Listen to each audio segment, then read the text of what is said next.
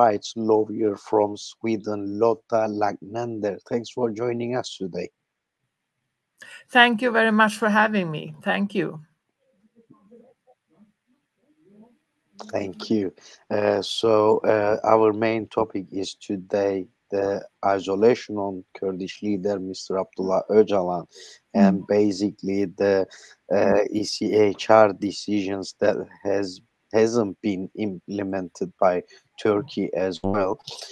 So my first question would be, what are your concerns about the current treatment of Abdullah Öcalan, leader APO? The isolation still continues on him. So what are your comments on isolation of leader Öcalan, and do you think it's against human rights? Let's start with this perspective. To start with your last question, it is clearly against international laws, international conventions, to keep a person under those premises that Öcalan is kept on İmralı Island. He has been there for a long time, we all know that, and for the last 3 years he has been kept isolated, and this is nothing that can be accepted at all. You know, maybe we will talk about that later, but to be kept in isolation is kind of a torture, and that's not acceptable. So as you mentioned, this is a torture. So let's talk about the committee prevention of the torture. So the CPT has responsibilities, but since they haven't taken any action in the last 3 years, it seems they don't consider the isolation as unlawful. Or do you think they do not consider the isolation as a torture, because it's the only commission that can visit İmralı Island, but they didn't visit the İmralı Island on their last visit to Turkey. Also, they didn't publish the report from the İmralı Island visit lately. Both the silence of the CPT and their uncleared approach to Öcalan's isolation, how would you consider that situation of the CPT? It's difficult to I cannot explain how they think, the CPT. It's difficult for me and for other lawyers to give a kind of opinion of how they think. But from my point of view, I think it's unacceptable that they kind of don't use their possibility to pressure Turkey in a way of changing the circumstances for Mr. Öcalan, and also to tell the world and Turkey what's in the report. It's very, very strange. And I cannot really explain why they didn't go to İmralı at their last visit, but it's not only me that is puzzled about this. You know, we were an international delegation to Ahmed and Istanbul in February. We talked about this, we met his lawyers and we talked about this, and everyone is very puzzled and very concerned about this situation, that the CPT does not seem to be willing to come to a solution with this situation. Why it is like that, I guess it has to do with politics in somehow, but it's not up to me to go into that discussion. I think it's strange that a strong tool as a CPT does not interfere in this situation. Thank you, Lotta. Also, About the ECHR decisions, one of them is the Europe Court of Human Rights decisions on the right to hope is not being implemented by Turkey, and there is many other decisions that Turkey doesn't implement the uh, decisions of the ECHR or European Council as well as European Parliament. But one of the most important one is the right to hope. Can you tell us some more information about the right to hope? And it's already been 25 years that leader Öcalan is incarceration continues. So do you think Mr. Öcalan doesn't have any right to hope as a human being? So how does that work? What kind of steps should be followed for him to have his right to hope? Like, I would say the main problem with Turkey, from my point of view, is that they have a what do you say, neglecting attitude towards things like human rights. I mean, even if you are in jail, even if you are in imprisonment, you have the right of you you have your human rights, and you have rights as a prisoner, and you have a right as a person inside, even if you are have made something wrong. If you understand what I mean? So whatever is the reason for you being in jail, it's not allowed for anyone to treat you bad. And that is what's happening in Turkey regarding Mr. Öcalan, but also regarding other prisoners. This isolation method are used all over the country, in prison and also in the society. Everyone has a right of hope. Everyone has the right, certain rights, because they are human beings. And you cannot withdraw some people from that right, if you understand what I mean. I don't know if I answered your question now, but my main issue is that human rights are for everyone. Thank you.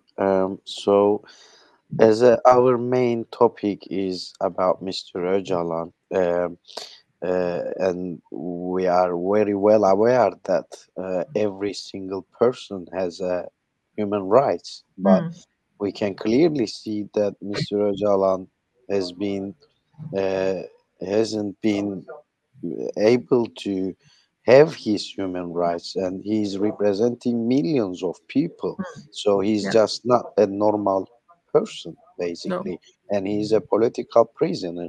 So how should the legal fight against isolation on Öcalan should be? What should be done to legal way to break this isolation? I think you have to continue to work on from different perspectives, from different angles. His lawyers need to continue to do what they have done for so long, to ask for visits, to continue to try to get to meet him and so on. But I also think that this is an important step that has been made with this international delegations who are coming to Turkey. We were in Turkey 2023. We were in Turkey a couple of months ago. And I think it's important that we meet people in Turkey to give us information about Mr. Öcalan's situation, so we can bring it to the world society, because this has to be known what's going on. And we had a conference in Brussels in the middle of April where we discussed about those issues. And there will be a continuing work now with a group of lawyers who will start to make a plan for a long-term work to get a pressure on CPT, to spread the word about Mr. Öcalan's situation, about the situation in Turkey. And we will also, there is a petition written by lawyers, in a great amount of lawyers in Turkey, about Mr. Öcalan's isolation. And we are going to write a similar petition signed by international lawyers as well. So we have to start to build a pressure on Turkey in this issue on legal grounds. It's important to use the legal possibilities to make this, to build this pressure. Thank you. Just to close down the topic about the CPT, would like to ask you that one as well. So there is, even in the CPT's own reports, there are mentions of torture on Imrali, the ones that has been published before. So despite this, if the CPT still doesn't go to Imrali, and do legal experts not see this as a CPT exploiting its duty? So how can a legal struggle can be developed against this? You try to explain this, but we need to get a little deeper into this, because you are an expert lawyer, and our audience would like to know how should be the legal fight against the CPT's position. So how can the CPT's visit to Imrali and can be transparently disclosure of its reports be ensured within a legal framework? Like, what needs to be done against this CPT's position? Because right now they are keeping their position not to say anything about Öcalan and Imral Island. It's a little bit difficult for me to give you a good enough answer, but I think that this is one of the topics that need to be discussed on the upcoming conference that we are going to have, hopefully, in the end of this year. We are talking about a 2-day conference, because we need to have a thorough look on how we can use, as you say, the legal framework to come to get CPT to publish the report and to try to visit Imrali. Hope the best is if they could go there. No one knows how Mr. Öcalan has it, even if he's alive. But this is kind of a work that is not done. Sorry to say, it's not a quick fix. We have to start a process that probably will take some time, but we have to start it. And of course, when you can't get CPT to present the report, you start to think, why? Why will they not publish their report? Thank you, Lotta. So let's talk a little more about Mr. Öcalan and his importance. So the Kurdish question is one of the deepest questions in the Middle East. For you, how important is the solution of Kurdish question for the region and for the whole world as well? I think it's very, very important to come to a solution. And in that solution, you have the importance of finding a solution to Mr. Öcalan's isolation at Imrali. It's very, very important that we find a way to solve that, and that is what everyone told us when we were in Turkey. We met women's organization, we met lawyers, we met NGOs of different kind of NGOs and so on, and everyone said the same. To get to a solution, they all want it to be peaceful, but to get to that solution, it's very important that the situation concerning Mr. Öcalan is a part of that. We also had a participant from South Africa with us in the delegation, because there's a close connection between the Kurds and the South African people and Mr. Öcalan and leaders in South Africa. But also, it was my impression that it's important for the Kurds to discuss how the process were done in South Africa after the freedom of Mr. Mandela, because there are similarities. Yeah, thank you. But as you remember, Mr. Mandela's period of time while he was in jail, he was able to see his lawyers even under the apartheid regime, but Turkey doesn't let Mr. Öcalan to see his lawyers and family as well. So in that case, what is your call to Turkey to stop this isolation as it's against human rights? My call to Turkey is that stop the isolation method regarding Mr. Öcalan, regarding every Kurdish person in the Turkish jail, regarding organization working for human rights and so on. Just stop it, because this is against human rights to act like this. And we can also, if I may say, see that this is starting to spread in Europe, in different countries, Hungary, Spain, Italy.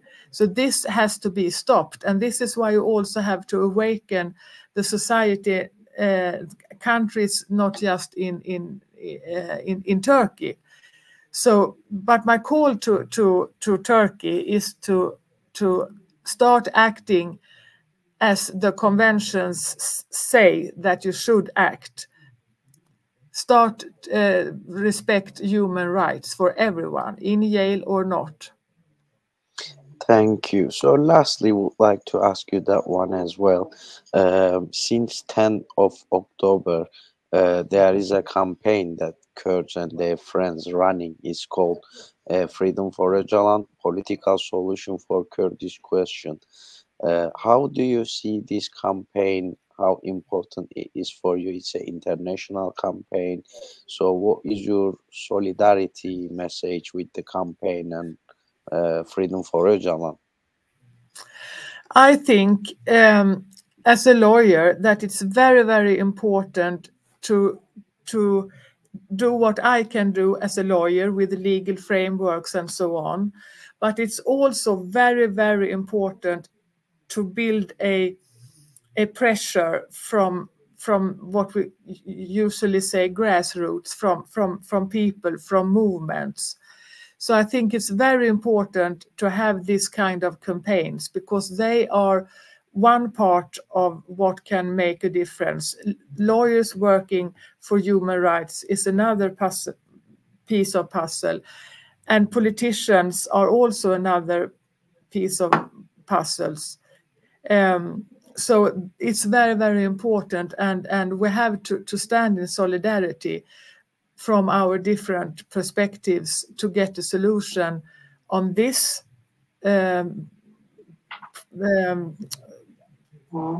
problem. It's not a good word, but you understand what I mean, regarding Mr. Öcalan, but also regarding the situation in the whole world.